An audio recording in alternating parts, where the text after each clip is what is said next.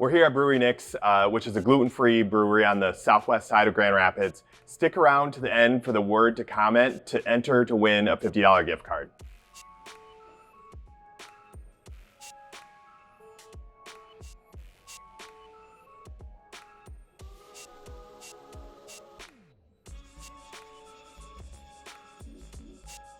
So I'm here with Jess, Chris, and Nick. They run a standout brewery on the southwest side of Grand Rapids. And we've been here for a little bit, and it's an awesome place. I'm sure we'll get a chance to look around a little bit more. But thanks for doing the podcast with us today, guys. Absolutely. Yeah, so Sure. what made you start a brewery? Oh, that's a great story.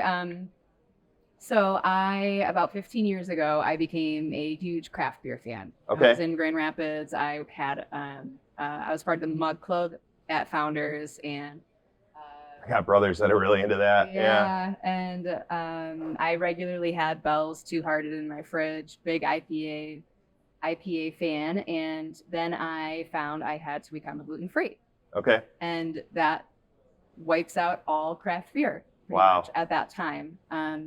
And so I pretty much just gave up on beer, and fast forward several years, I moved out to the West Coast, and I was fortunate enough to discover a couple little gluten-free craft breweries where the beer actually tasted like real craft beer, Okay.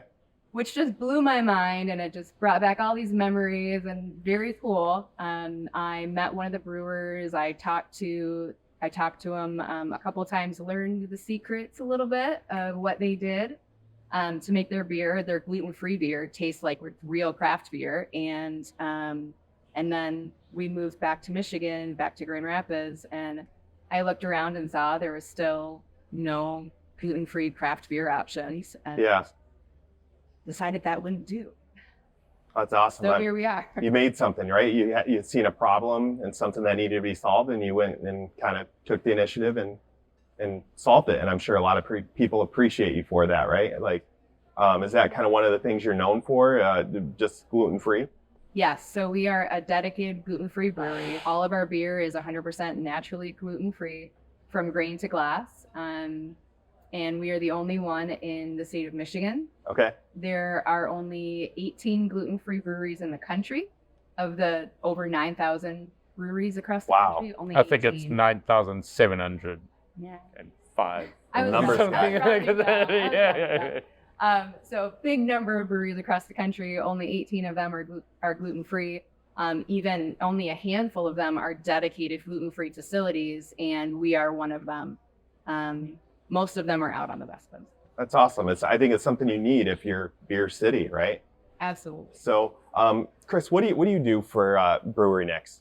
So I'm pretty new. Yeah. Just joined the team. Great team and that, but my specialization is marketing. Okay. That's where my skills really come into play. But I've worked in breweries for a while. Had my own one in South Africa for quite a while. Okay. So brought all those skills over and want to try help the brewery and expansion. So really here just to improve marketing efforts, get our name out so people can hear about it. That's Yeah. awesome. Doing whatever you can, right? Yeah. So, Nick, what do you do here? So I joined the project in 2022.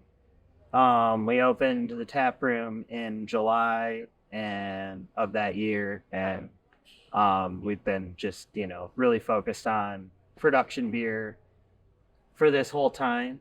I came from the background of brewing at places like Founders and Bell's, and I've been in the craft beer industry for a little over a decade now. Okay.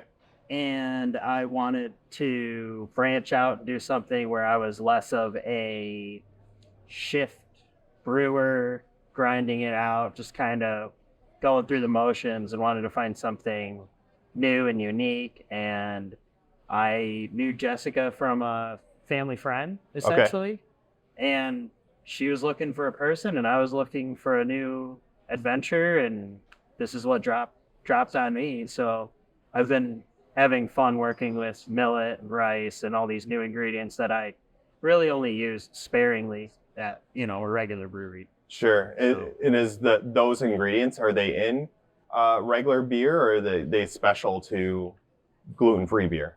Rice is a really popular product, especially with really big breweries, but they're usually using it as an adjunct to actually make their costs cheaper. Okay, more Whereas filler. We're using a malted rice, so it goes through all the same processes that barley goes through, and so we're not using it as a way to cut corners. The only corner we're trying to cut is the gluten.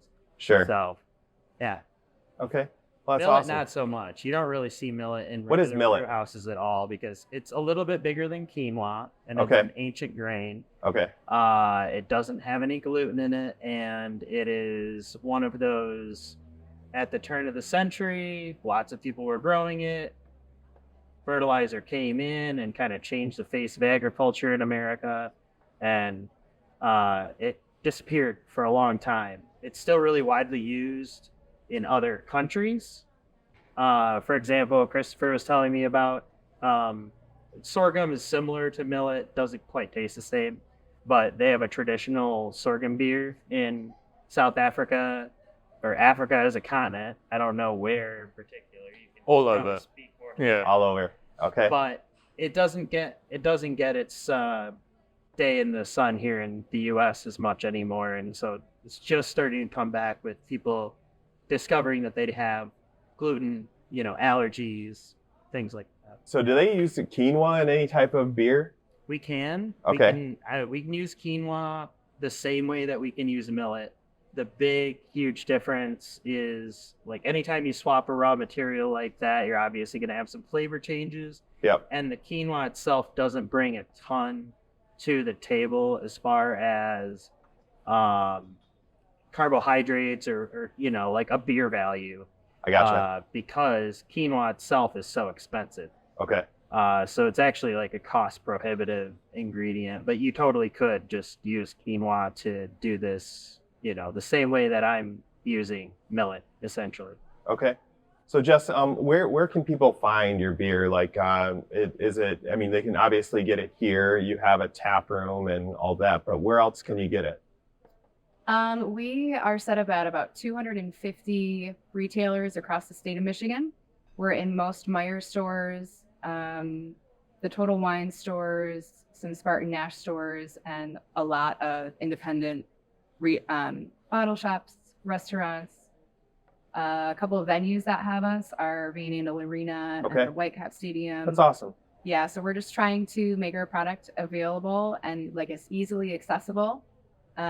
Because there are gluten-free people everywhere. Yeah. They've been left out for so long. Yeah. It's important to provide that for people that are looking for that experience. So, Yep. I guess this would be more of a Nick question, but what are some of the differences when brewing gluten-free beer, like different from normal? Yeah, the ingredients themselves just pose all kinds of real headaches in the actual brew house. Okay. So home brewers actually can kind of execute a little bit closer to regular craft beer tasting gluten-free beer than, say, a big brewery that just started throwing a bunch of gluten-free ingredients into their mash tun.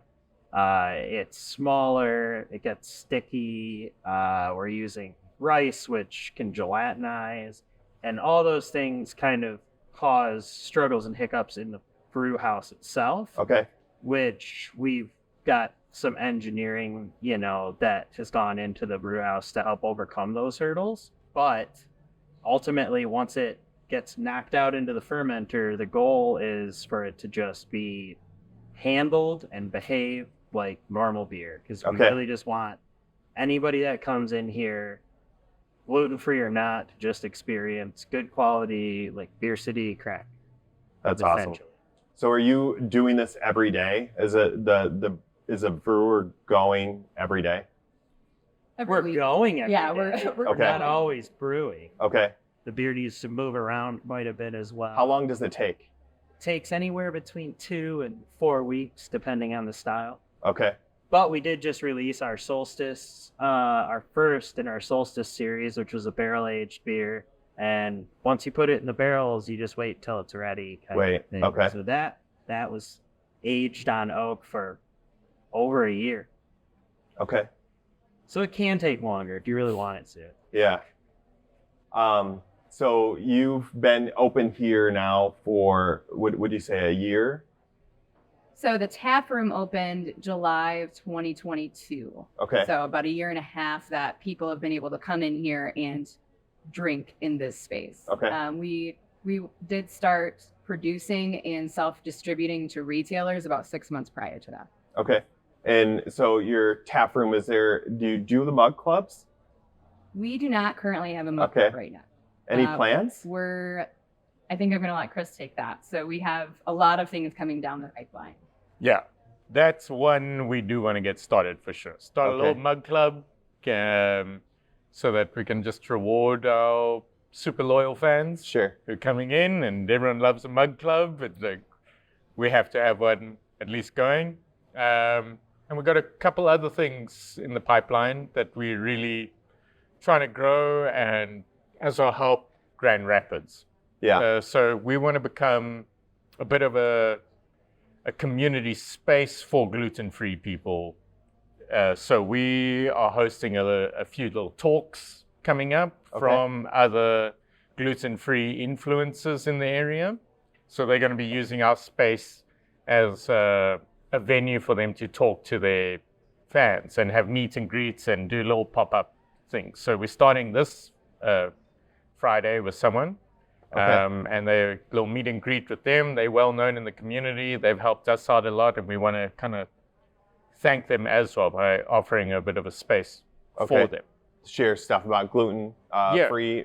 Yeah, not just about gluten-free beer either. That is just The lifestyle. the lifestyle and the change of life, and showing that there is a space for gluten-free people to come back to. That craft beer or beer in general isn't just written off for them, where a lot of them think so. We want to show that they are welcome back to beer. Okay. And that our space is dedicated, gluten-free, that no matter how extreme the intolerances are, we've gone out completely to make sure that they'll be safe and feel comfortable here. That's great. And that also doesn't mean that we're only gluten-free. That we created the space that those people will feel safe here, but the beer quality is that, if not better, than other breweries who are using normal malt. So we want people to be able to come in and invite their friends who like to go to other bars and that, and still be able to join them at a gluten-free place and not even notice the difference. That it's only for the first few seconds of being told it's gluten-free that they'll remember it, and then it's just good beer after that, right? Yeah, and just a good place and venue for them. But exactly that, just good beer is our goal. It doesn't matter what we're using, how we're doing it, we just want to make something exceptional. How many nights a week are you open here? We're open 4 nights a week. Okay. Thursday, Friday from 3 to 8, and Saturday, Sunday from 1 to 8. Are there any like specials or anything that happens at any specific night? Well, we're working on, like, as far as having events, we're working on that. That's really all that we had going on. Yeah, so so just far without there's having nothing a club or scheduled in that it's repetitive events that they can come to, but we are now posting a lot more events online. Follow it. Our website's going to have a lot more details of what's coming up over the next couple months, who we're having in. We also have a little book club that comes and joins us once a month or so. So they come have brews and books here. So we really are trying to be a part of Grand Rapids. How big of a venue do you have here? We can have up to 49 people, including our staff, and so 45 people. Okay. So your location on the southwest side here, there's not too many other like businesses or restaurants like real close. How did you select this location? That's a great question. So I selected this space because of its size. We needed the square footage. With the business plan that I created, the goal was always to be a production brewery. Okay. And to be able to distribute. And again, the whole point is to provide easier access to gluten-free people Yes. wherever they are, everywhere. And so with that, we needed a good amount of space for our production facility and a little tap room and a room to grow. So we needed the square footage, and then also it was very important that we had easy access from the highways. So we have easy access from 131 and 96. And as a gluten-free person who has traveled far distances to get to specialty places, Yeah. I knew that there would be a lot of people traveling, and I just wanted to make it easy for that. Yeah. If you build it, they'll come, right? That's A little bit, I'm yeah, sure that's yeah. something there. The other thing that I really liked about the space that we hear over and over again is it's a unique space the way that we have it built out. Okay. So when I got the space, it was a concrete floor with these white wooden pillars spaced throughout, and that was it. And so we had to go ahead and turn that into a brewery. And so to pay homage to the original space, we do still we built around that industrial feel. Okay. So we still have half of the tap room is still these concrete floors. We have the white pillars. We have a partial open ceiling. The lights were the old style Edison lights. Were selected for that reason. But then we also have some of the higher end finishes that make it feel a little more of an elevated experience. So we have the live edge bars and Okay. hardwood floors and nice furniture as we're continuing to build that out. Sure. So did you know any of the history of this building, of who was occupied it before you? Not when I got it, not Okay. right off the bat, but I've learned a lot since we've been here, and I've had interesting run-ins with people where someone came in and during the build out, Yeah. he just knocked on the door and was like, I saw that something was happening to this building, and I That's awesome. worked here so many years ago when it was a flower shop. Okay. I was like, A flower shop. That one's okay. new, right? yeah. Yeah. I think the most recent prior to us being in here was a furniture shop or Okay. manufacturing space. And I think it's been that a couple times, because there was another time where it was furniture manufacturing, and I had actually gotten connected with one of, I think it was like the owner's son. He came in and I got connected with him somehow, and he helped build out some of the bars. Oh, wow. And it was just a random coincidence, and he's a great guy, and it was fun for him to be back here, Yeah. and to help us turn this into the next phase of its life. That's really cool to hear. I mean, Grand Rapids used to be known as Furniture City, USA. Yeah. Nobody calls it that anymore, right? I mean, we still have Steelcase and Herman Miller, but now it's Beer City, USA, which, I mean, that's, I guess, convenient that Yeah. it went from a furniture place to beer. So, did you have any hurdles like setting up this location or getting going, like when you first started? That we got into the space in February of 2021, and so it was still during COVID. Yeah. And so in order for us to turn this into a brewery, we had to dig trenches in the floor, and so that we could put floor drains in, and we had to have that floor sloped, and there was dirt everywhere, dirt piles everywhere, and we had electricians in here, and we had steam people in here, and you had every kind of contractor you would need, or that you could think of. And who was looking for contractors during COVID? Everyone, yeah. So we had a lot of delays. There's Yeah, no way just- any of that's gonna be used. Oh, I'm sure it's good. I'm sure it's good. I mean, what's a little noise? Like, you're in a working brewery. Like, if you didn't have noise, like, would people believe it was a working brewery? So this is what is supposed to happen, right? Like, so. Or a noisy industrial thing. Even though people don't think of beer as being highly industrial, but realistically, it's a very dangerous profession. Brewing, you're surrounded by hot pipes, cold beer, Cleaning which- materials. cleaning chemicals that are really dangerous. All kinds of things that you really need to be careful of in this industry, and a lot of people don't think about it until they start working in it, and then they're like, "Oh, yeah, this is food manufacturing. This can be loud. It can be dangerous.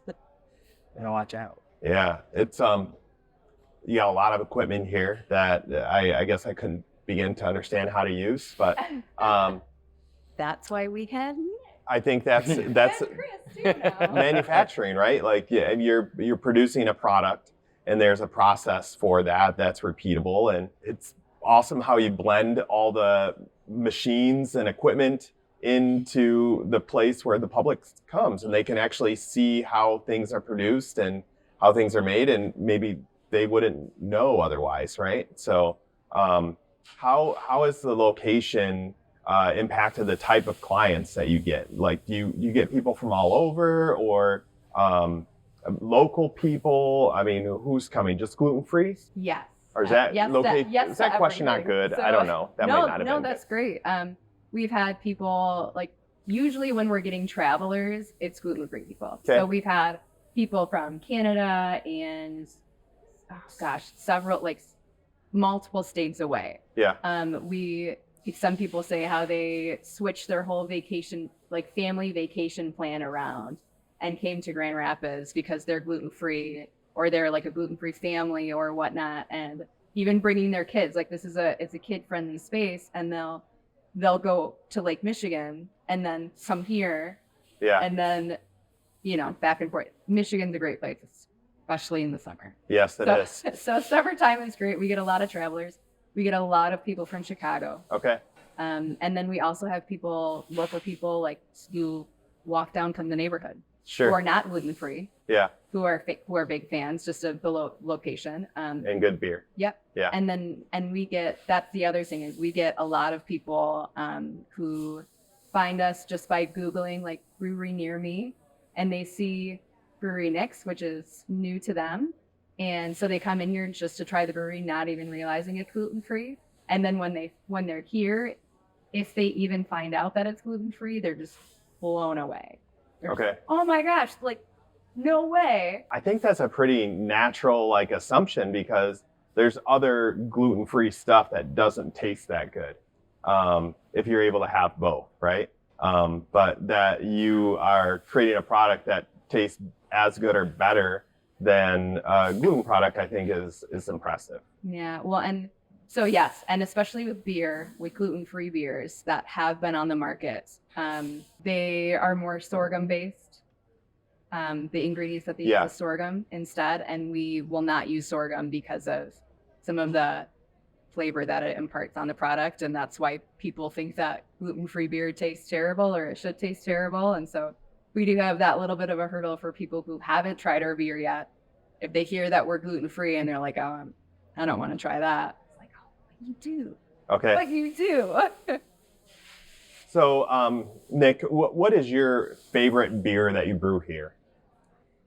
I Personally. think the double IPA is probably my go-to, and it's the one that, we tend to sell the most of. That and blonde kind of go back and forth a little bit. But I gotta say, I was originally a big stout person, and one of my proudest moments working here was having one of my friends my friend who's celiac, who's in the industry and can no longer have any of the beer that is normal, to tell me, hey, just so you know, your stout is like A+. It's one of the best beers I've ever had, on top of the fact that I could actually drink it now, which is great. And I was just, over the moon when I got that feedback. And so double IPA, that's one of my go-tos, but I would say proudest beer, the stout's really got it locked in. That's awesome. That you can make a difference in somebody's life by making a beer that they like and they can drink. And that's good for. Or is it good for them? Of course. Not bad. Yes. All beer's good, right? Yeah. So, what about you, Chris? What's your favorite beer? I think it's currently quite a new beer we released, our winter seasonal. It's a caramel coffee lager. So talking of collaborations and Grand Rapids, what's great about it is that we teamed up with a local coffee shop here in Grand Rapids. What's their name? That was Mud Penny. Mud Penny. Okay. And so we get spent coffee from them, and that we put, is it a linen bag or what do you use? Yeah, I mean, we're using all of the fresh roasted coffee that we get from them right in the fermenter. Yeah, so there's no extractions, none of that. It gets put in, you're actually getting caffeine and coffee put into your beer. It's delicious. You get that little bit of caffeine buzz on top of these beautiful caramel flavors, and it goes down a little too easy as well. So I've been a little addicted to that at the moment. Okay. And I'm like, wait a minute, is there any more left in the back there? That's good. I might need some. That's good that this. you're collaborating with other local businesses, that too. right? And they're great. Yeah, Also, Mud Penny's it's a great. Great place to team up with, and awesome little shop and people. So why not? Yeah. Yeah. What about you, Jess? What's your favorite beer? That is a You like them all? yeah. I mean, so Favorite child kind of situation. Yeah. So the double IPA definitely, that's one of my favorites. It's been my go-to, just because I was a big IPA fan. Yeah. And when I tried other gluten-free, well, first of all, gluten-free beer, back in the day, before I was out on the West Coast, you could not find an IPA. It was all pale ale or blondes that were made, and they tasted different. So when Nick made the double IPA, I was just over the moon. So you're inventing beers here too? Beside myself. We're coming up with quite a few, but the styles are established. So if we're playing around with new flavors, that can be fun. But the double IPA is based on a lot of really sound IPA recipe construction. And so yes, we are coming up with new stuff, but I would call it double IPA just a really great representative. Okay. It is. A high It really is. Jess, have you named any beer after anything other than like the normal traditional stuff? Have you came up with any fun names? So we specifically don't do that. Okay. We'll cut that. Cut that. We did it twice. And they were small batches. So one of them was for, we were in the tent at the LPGA. Okay. Where that Meyer ran. Yep. They invited us into the VIP tent and to serve our beer. And Nick made a unique recipe that was to go with a group that we were partnered with, and it was a Thai cuisine that we shared it. Yep. Okay. That we shared a table with, and so Nick made it was ginger, lemongrass, and galangal. I was gonna let you say that because I knew I'd say it wrong. Yeah, which is really common in Thai food, and it has a really similar to a ginger kind of a flavor. So much so that a lot of American cooks just like, if they don't want to go seek it out, they'll just replace it with a smaller amount of ginger. Okay. But we talked a few times on the phone with Chef G, the woman proprietor and the founder of the Thai fusion kitchen that we worked with, and came up with a recipe that we thought would match their dishes and the things that they were working on. And so, And then Nick came up with the name, which was named after a golf course, a really popular golf course in Thailand called Hua Hin. I can't even pronounce it right. Do not come at me. But I had a person who spoke really fluent Thai tell me how to say it just 2 months ago, and I was like, that's awesome. I'm not even going to try that one. Yeah. My enunciation of these words is wrong, but I'm glad you like the beer. So. and then the one other time that we named something different was when we did a collaboration with Speciation, the sour ale house. Okay. So they do interesting names for all of their beers, and we decided to as that was our first collaboration with another brewery, we decided to go along with that. And so that's our Apeiron. It's a passion fruit sour ale that is the beer that we have. The portion of that we have is 100% gluten free. The portion that Speciation has, the wort, is 100% gluten free. It was soured, processed, fermented. I don't know what the right word is. Yeah, it was fermented in their space, right. but they So there's a slight risk of cross contamination. right, but there is a little bit of a difference between the two, which is really interesting to taste too, because they were able to ferment and handle the back end of it at their facility because they have a whole separate gluten-free set of equipment as well. You know, I can test their beer and it says it's gluten-free down to our parts per billion requirement, which is lower than the government threshold because we don't want to have anybody come in here and get sick.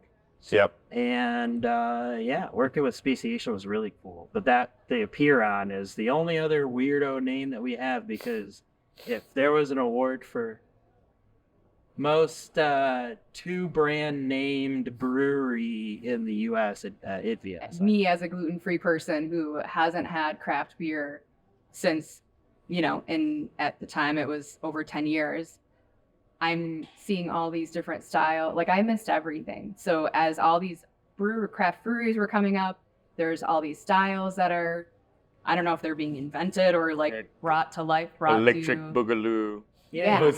and I even have confusions with when you use the real name of the beer. It's like, oh, well, I don't know what that tastes like.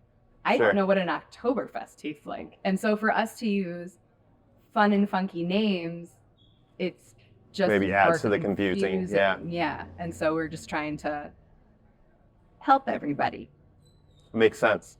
Kind of goes along with your help to the gluten-free community too, right? So you mentioned that you did the Meyer Golf event. What other events can we find you at around Michigan? Because there's there's a beer event at Fifth Third LMCU ballpark. Mm-hmm. So that's coming up soon. Yeah. That's now late Feb, I think 24th-ish, maybe a few days either way, but we're going to be there. That's always going to be fun. It gets full and packed and nice and cold. So we're going to be there. That's the next big one coming up for us. Okay. We'll be at the ballpark. And then we got, stay on our Facebook page or Instagram. We got a whole bunch of other little events. The last one we did in Ada, which also was really good, was the Chili and Beer Fest. Okay. So that's been around a while, I think, the festival. They are Was it new? the largest chili and beer festival in the country. And it was big. Actually, our gluten-free friends, I think, took home a trophy for their chili. At Papa Chops, yep. That's awesome. Yeah. Any other events or places you have your eyes on for the next year? Just the in-house over here. As Nick mentioned earlier, I did a bit. So first, a little backstory on the name Brewery Nyx. Nyx is the goddess of chaos and birth, and one of the original Roman Greek goddesses of creation of earth. And so Jess renamed her. It's kind of this coming back into beer, this goddess kind of in the darkness finding this light. And her day of the year is winter solstice. Okay. That's her dedicated day, longest night, kind of the goddess Nyx. And as a bit of an ode to her, we're doing celebrations on all of the solstices. Winter being our biggest one out of all four. Okay. So every solstice, you will be able to come here and celebrate with us. And we will release something special. We might let you know ahead of time, or you're going to find out on the day. But every solstice, according to that season, we'll do something special. That's your release date. Yeah. Okay. So you can bookmark that if you ever want any solstice parties. So what is that? So we keep getting this grinding noise. Is it? My guess is It's what? a really healthy return pump. All of our 10-barrel brew house is powered by steam from a boiler that we got out of I think it was an elementary school in Whitehall is the story. Anyway, the folks at Dean Boiler, when they installed it, told me, take care of this. It'll outlast you, your brewery, and everything else. As long as you don't blow this up, it's going to outlive everything here. They don't make stuff like that anymore. It's big, and it does its job really well. But yeah, a lot of the loud noises in the brew house are all kind of related to that movement of steam. And today's been a big brew day for us too. We just brewed up some more double IPA. We're going to be launching into some new markets potentially, and so we're kind of gearing up for that. And so Molly, our assistant brewer, has been, trying to avoid making too much noise for the microphones, but she's also hard at work giving me, time enough to be able to sit down. You find folks. Well, that's nice of her. Yeah. That's what I'd say. So how many cans or cases or how do you measure it? How many of those are you doing a week or a month? Like what type of volume are we doing? Well, so right now we've been brewing pretty much every week. Okay. We've had a few weeks off here and there, but realistically we're getting close to a point now where we're brewing once every week, possibly twice depending, but we only have so many tanks. And once that capacity starts to get stretched, we're going to be looking into that next little expansion piece, which is still going to happen here at our current location. And then, hopefully in a few years we get so big that we can kind of, maybe look at an even larger space. Yeah. Well, it looks like you got some room to grow here a little bit, which I think was the point of picking this location. But so anything I missed that we didn't cover kind of in the last, half hour talking? I think only thing, Jess touched on it a little bit, but when you're asking about like what events and that we're doing, we're looking a little bigger than just Michigan right now. We're getting out of state, trying to get into a lot more because we're gluten-free based. Gluten-free isn't just based in one city or... Yeah, I imagine there's quite a bit of demand if there's only, what do you say, 18? Yeah, in the country. Yeah, that's... And there's last stat we looked at, about 30% of the country consumes some type of gluten-free product. Okay. So that's a lot more of the population demanding this than what breweries are putting out. And sure, not all 30% are going to be alcohol drinkers, let alone beer drinkers, but they all scattered. So our current efforts are to get distribution going and supporting that. But at the same time, not forgetting Michigan and still doing all of the local beer fest, be part of the Michigan Guild, and stay busy every weekend with some sort of little event or that going around. But still being present. Okay. Well, looks like Jess had to run off. She had a prior appointment, but I appreciate you three taking the time to kind of explain the process and your impact on our community as Grand Rapids and your impact on the gluten-free community, and appreciate the work that you guys are doing to make sure everybody has an opportunity to drink great beer. And thanks for taking the time to talk with us today. Yeah, thank you for coming out. It was great chatting to you guys, and going to enjoy watching more of your videos in the future. Well, thank you. It grow. Absolutely. And thanks for having us on. I can speak for Jess when I say it's always really nerve-wracking when we find out it's time to have another little sit-down interview. And so it was really convenient for you all to be able to come into our space. And I hope it wasn't too much of an inconvenience with all the noises and everything. No, it was great. Thanks a lot. No, this was awesome. So the noise, I'm sure, will get filtered out somehow. So we are giving away a $50 gift card to visit your brewery and pick up some of your beer. And there's that grinder again. But if you've watched the podcast all the way through the end, the word is millet. So enter that word below, and we'll get you entered to win a gift card, and that you'd pick up here and be able to check out their location. Bye.